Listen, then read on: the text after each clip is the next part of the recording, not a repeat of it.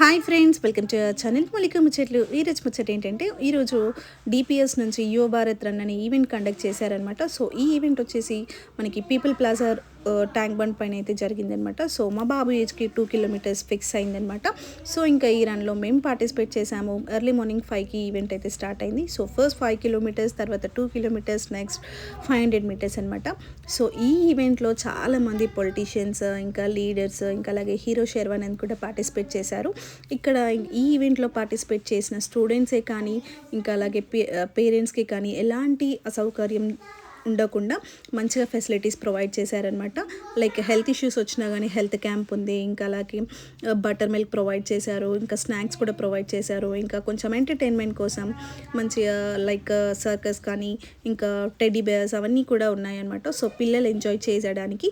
So ఇలాంటి events కనుక ఉంటే మీరు పక్కా పార్టిసిపేట్ చేసి మీరు కూడా ఎంజాయ్ చేయండి.